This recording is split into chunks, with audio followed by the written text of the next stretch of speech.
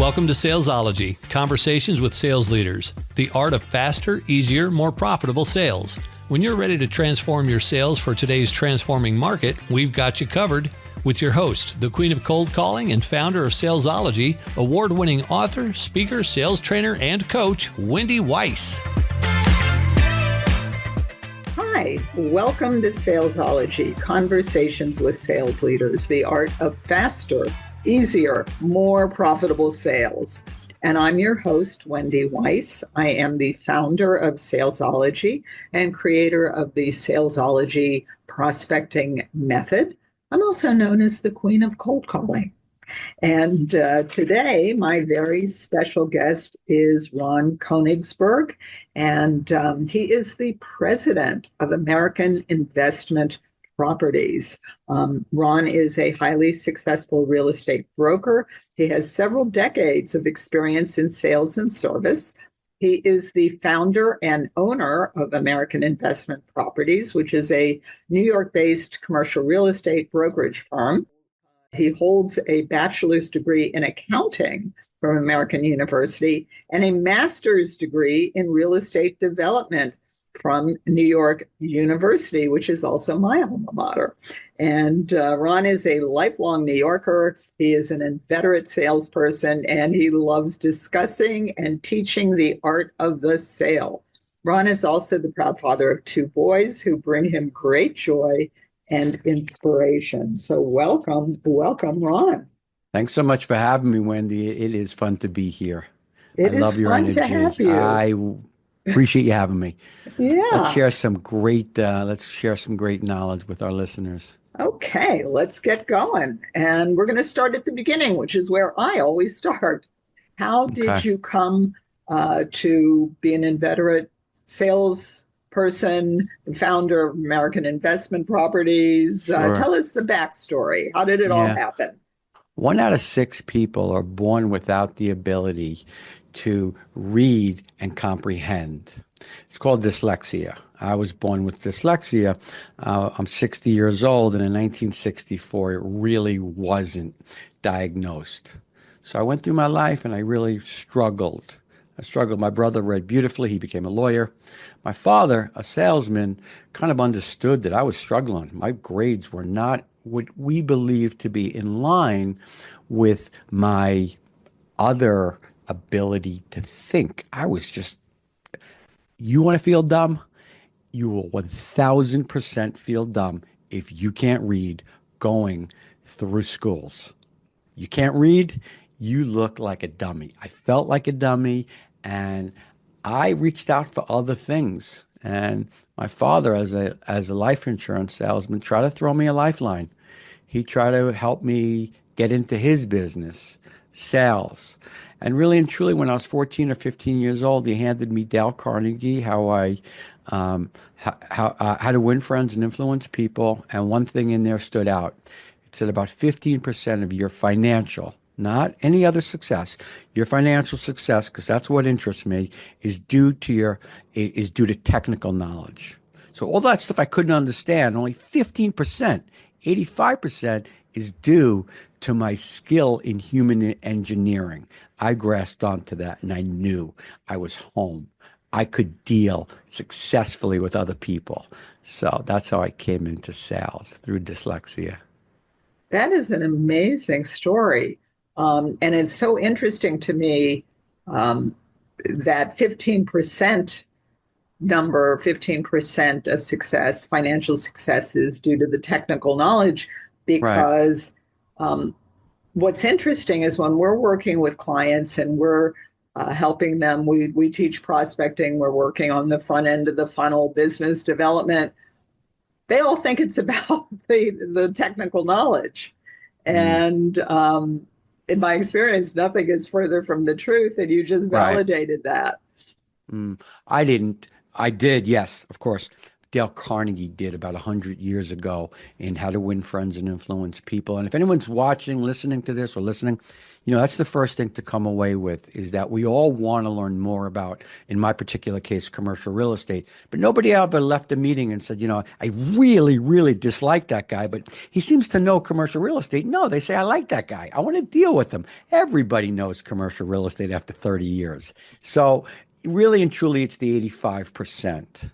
So let's talk about, our ability to human engineering, the personality and the ability to lead people. That's really where success is. Listen, 85% of current entrepreneurs and business leaders in America started their careers in sales. What came first? The success or the sales? They started in sales and they blossomed to 85% of our current entrepreneurs and successful business leaders. So it's the sales skills, in my opinion, Wendy, that really and truly elevate you to success. Okay. So then I want to ask you, as somebody that has a sales team, how do you get those salespeople to understand it's that 85%, it's that those people skills, it's those communication skills, it's not the 15%, what you know about commercial real estate? How do you translate that as a sales leader? How do you translate that to your sales team so that they get it and they Sure. can actually Right. execute on that, become that communicator, that commercial real estate broker that people like and they want to do business with? Sure. When I got out of grad school, I went to NYU grad school where you went. A buddy of mine got out of med school. And I was like, his name was David. And I said, David, how do you become a surgeon? Like, if I mess up, hey, big deal. I'll call back. You mess up, whole different story. And he was like, leave me alone. So I kept asking him, and he said, you see, you do, you teach. He goes, you watch people do surgeries. You do the surgery, you teach the surgery. Same with sales. You watch people sell. I watch them. They watch me. Please go on meetings, watch, learn. I believe that sales is valuable, a commodity financial wise, as being a surgeon. I can make as much money as surgeons can make. And I watch, I do, and then I teach. That's how we learn. So everybody on the bullpen, my door is always open. I watch, I do, I teach, and I'm kind. I'm not in there to really, when I'm there to share, it's not about me. Ultimately it is about me. They work for me. I don't mind more sales. I'm really trying to produce the best team that I possibly can. All right. So in preparation for this interview, I had asked you about some of the things that you were working on and some of the biggest wins you've had. And one of the things that you told me was that one of your biggest wins was streamlining, for your team, was streamlining the prospecting process. And so I'm curious about the before and after. Like, what was it before and how did you streamline it so that it worked better? Sure. You are the queen of cold calling, and I will tell you this. I am a guy who's 60 years old, got out of American University, and me and all my good friends, including one Jordan Belfort, who went to American University, and a good friend of mine, the Wolf of Wall Street, all went to work on Wall Street. Warren Buffett said it. He said there's only two places a young man can make $500,000 in the mid-'80s. He said you can sell drugs, which was out, or you can work on Wall Street. And almost every single one of my friends went to work on Wall Street. So the first requirement there, and I'm so glad this happened, was you needed to make 400 dials a day. It taught you how to be a cold caller. 400 dials a day. So you grew some thick skin fast. Now, again, we don't do that kind of calling right now, but that's really where I learned how to pick up the phone and prospect on Wall Street. So, what was your before process for your team? Did you Sure. have them doing 400 dials, or were they doing something else? And what are they doing Sure. now? Right. Well, my thinking was from Wall Street and my previous, and again, I think that this is something that took me a very long time to learn. I think it's a nugget. I work only for sellers. I only work on Long Island. I only work on commercial real estate. I don't lease, I just sell, and I only work on exclusive. So that's a lot of onlys. Okay. So when it comes to Long Island, investment sales, buying a building, selling a building, think Iran. And I think a lot of people do. I am out there with one message. It's the only message. Now, for prospecting, my feeling was anyone who owns a building, prospect. Okay, there's 10,000, let's just say in and around 10,000, people. Speak to every single one of them. And I tried. And I was mistaken. Really and truly, my sweet spot is I want to be in touch with 800 people. I want to build relationships the best that I can with 800 people. So it was reducing from 10,000 all the properties out there to say, hey, listen, this guy's never going to sell. He told me a million times. I just wouldn't listen to him and believe him, and reduce that number from 10,000 to 800 really good people. So that's the streamlining. It's elimination. Well, that's very interesting to me, because actually, if you'd come to one of our programs, I would have told you that right off the bat. Well, it's That we have to again, have a narrow focus. again, I think that we learn through pain. And I wouldn't have believed you. I would have said that's fine for Wendy and her associates, but I want to be in touch with every single 10,000 people, but I was spreading myself too thin. I would rather speak to 800 people 4 times a year or 3 times a year rather than once every 3 years. So I'm always handicapping who I should be speaking to. Okay. So that's what you're doing, but you manage a team. Of So I'm course. willing to bet if your uh, thought process would have been, oh, Wendy said narrow it down, that works for Wendy, that's not going to work for me. I'm willing to bet that your salespeople feel the same way if you're telling them to like narrow it down, niche it down. And Well, so, I how do you think, get them to understand that conceptually? well, people are going to buy in to what they really believe works. Okay. So if I put up these monster numbers, something point something million in sales, what is he doing? And I share the secret sauce with him. I do. All you can do is watch me do it and teach it. That's really the whole ball of wax. So, once again, I suggest to everybody the best way to do it. And when they fall, I'm there to pick them up, not knock them down. I'm there to pick them up. And I understand you've had a hard day. I promise you, we're going to do better.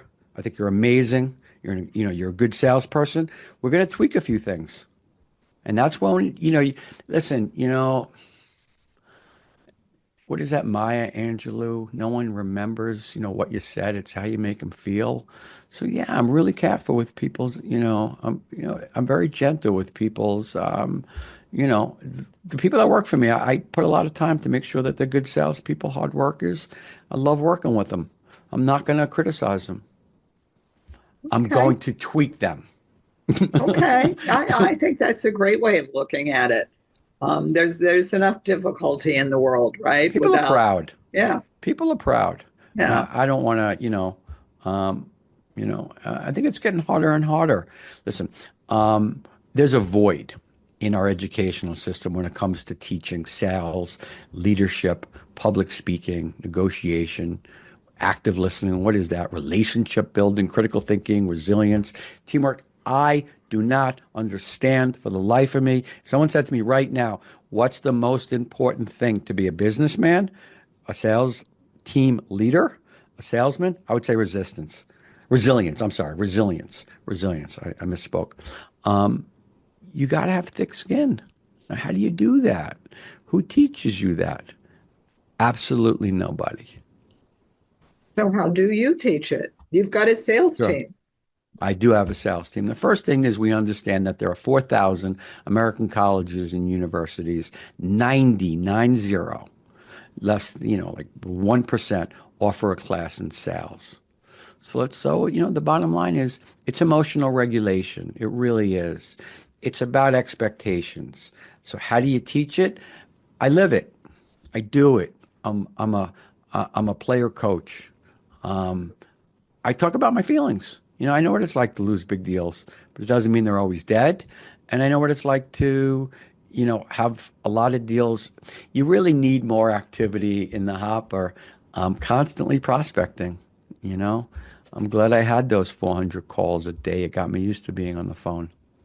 Yeah. If you've got one deal in the pipeline, that's a pretty damn important deal. If you've got a whole bunch of them, that's much better.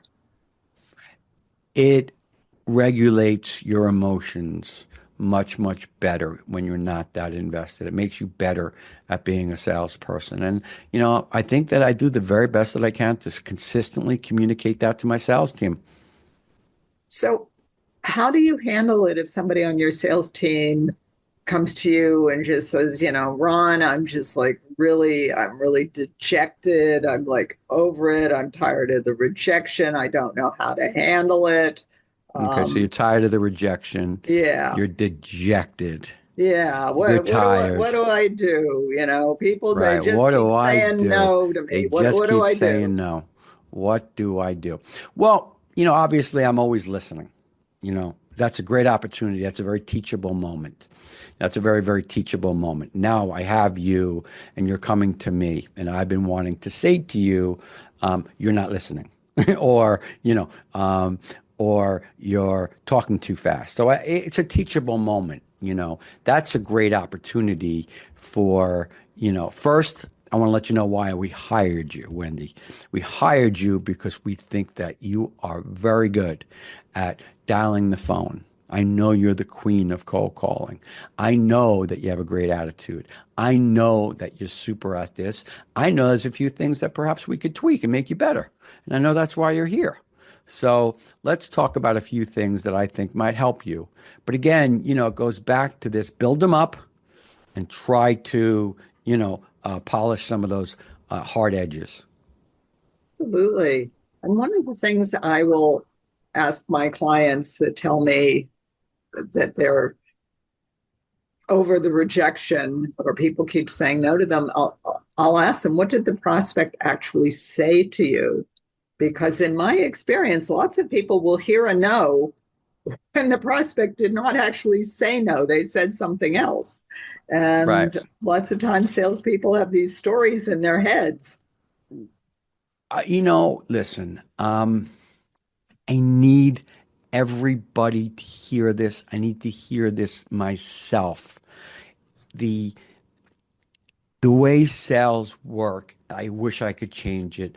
I need everybody to say, be persistent. 84 out of every five sales happen after the fourth ask. So keep asking and don't give up.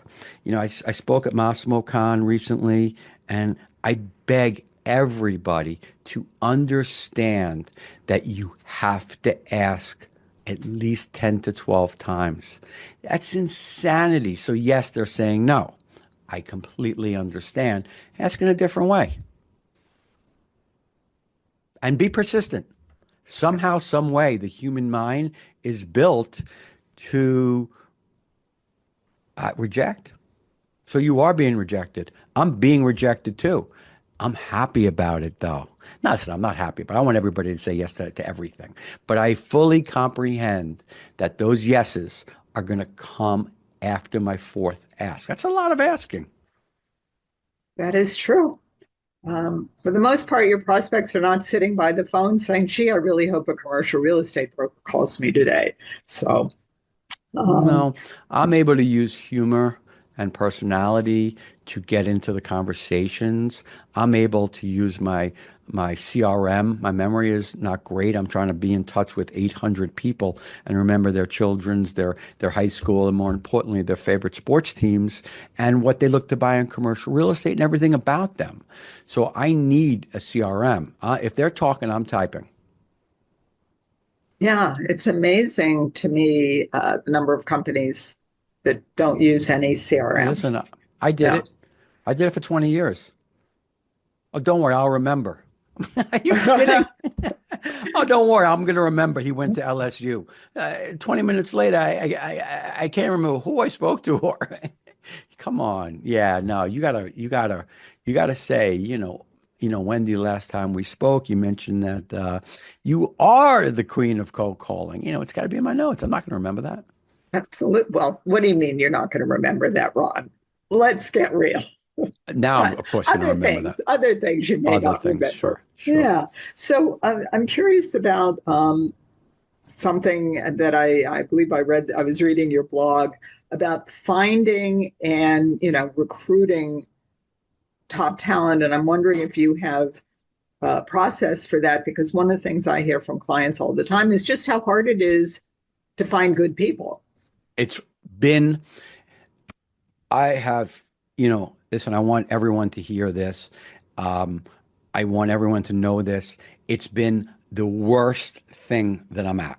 Okay. Great salesman, great guy, funny. He runs a good business. As far as recruiting, for me personally, that has been my weakest link. I've owned my company. We're coming up on 24 years. I started in 2001. I'm proud of all our metrics except our hiring of people. I'm going to just put it on the table. About a year ago, I'm trying a different approach, and we're going to see how it goes. Because I'm going to tell you right now, I should be a student in that area. Okay. Well, I'm I'm trying sorry to. I asked the question. Well, no, Yeah. I think it's important that you asked it because I'm just like everyone listening. So I've really bumped up my social media. As I said to you, I went from like 1,000 to 14,000 LinkedIn followers in a year. I love it. I share great stuff on my LinkedIn. People are attracted to it. This morning, someone called me up or wrote to me and said, I want to have breakfast with you. I only had coffee. I don't eat breakfast either. However, it felt magical. So now I'm attracting. And truthfully, I hope my future is about attracting people and bringing them in and through doing a lot better through social media. But I'm a work in progress on recruiting. Okay. So I know you have a book. So please tell us about your book. Yeah, I love this book. I'm so proud of it. I really am. Um, it is called Power Broker. It's, something if you're a commercial real estate broker, that's the name of really the top echelon of brokers. It's an award that you win. You win Broker of the Year, you win Power Broker. So, and it's how to be successful in business and life. And I really wanted to write a book because I'm dyslexic and I feel like I have music in me. I feel like I have skills that I can share and benefit others. So I wrote this book, and really and truly, they said to me, if you're going to write a book, focus on who your audience is. Pick a person. So I picked two people. I picked my two sons, Drew, who's age 12, and my son Chase, who just turned 11. And I said, guys, if I can share the greatest secrets in the world with you, I'm hoping one day that you're not going to listen to me because I'm daddy and I'm not cool. But hopefully I can get this message out to you. And the truth is, other people have read the book and it's on Audible, it's on Amazon, it's in every single form possible. And it's really resonated with a lot of people. So I'm really happy about that. It's on, these skills, salesmanship skills. Okay. So if you want to get a copy of Ron's book, Power Broker, and I recommend that you do so, Thank you. we are going to put all of the links to Ron's book, to Audible, to the e-version. Yeah. Any way you want to consume Ron's book, Yeah. Power Broker, Any way we're you want going to to put the consume it links. that way. And also, yeah, I'd love people to follow me on LinkedIn. Again, every single day, I am sharing the secret sauce. I'm trying to help people. That's the teach part. You see sales, you do sales, you teach sales. You see, you do, you teach. That's that. Again, always going back to how I learned my friend who's a surgeon. So. Okay. So, if you want to get a copy of Ron's books, we are, as soon as you finish listening to this podcast, the link to his book is in the show notes. So go to the show notes, click on the link, get a copy of Power Broker. And if you want to connect with Ron on LinkedIn, well, as soon as you finish listening to this podcast, Ron's LinkedIn profile, it's in the show notes. Go to the show notes, connect on LinkedIn with Ron. That's how we met. And one more question. Do your kids want to be commercial real estate brokers? It's so super interesting. Thank you for asking that, Wendy. There's nothing more personal, to me. I'm a family guy, man. Everything to me just feels good when I'm around family. The truth is at 10 and 11, I don't know. My brother's an attorney. My older son wants to be like Uncle Jay. My brother bills at like $850 an hour. He's a super successful attorney. I'm so proud of him. My youngest son has shown some interest. Nothing would make me happier to be around my son. That's a dream for me. That's it all. I want to build. Maybe I shouldn't say this, share it, put it out there. I want to build a good enough, successful enough company where I'm attracting, my sons to want to work at American Investment Properties. So that's another goal of mine. It really is. Okay.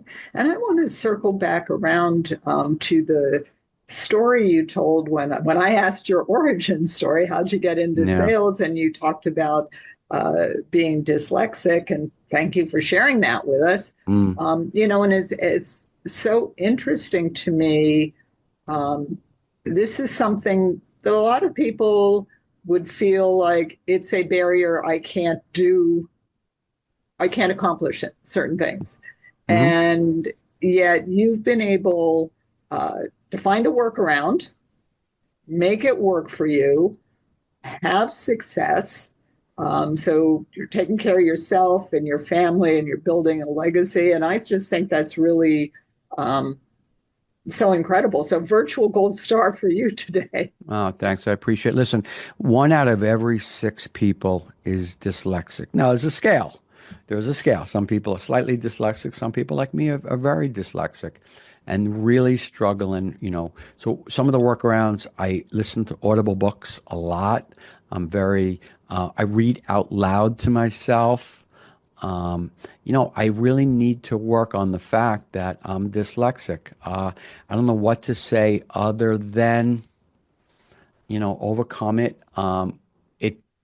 Being dyslexic has the greatest impact of anything in my life on me. Nothing matters more than being dyslexic. Meaning, when I was growing up, you're a dummy. Ron, just so you know, you're a dummy. I'm not a dummy.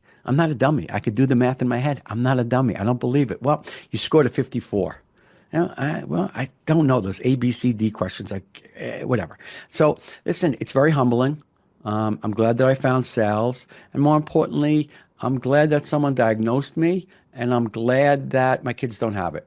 And if you do have it, I think it makes you amazingly resilient.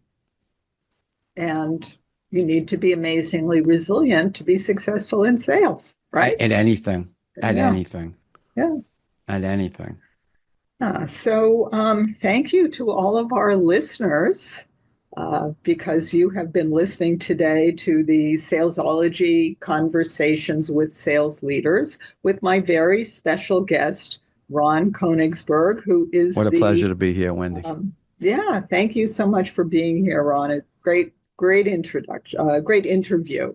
And Ron is the president of American Investment Properties.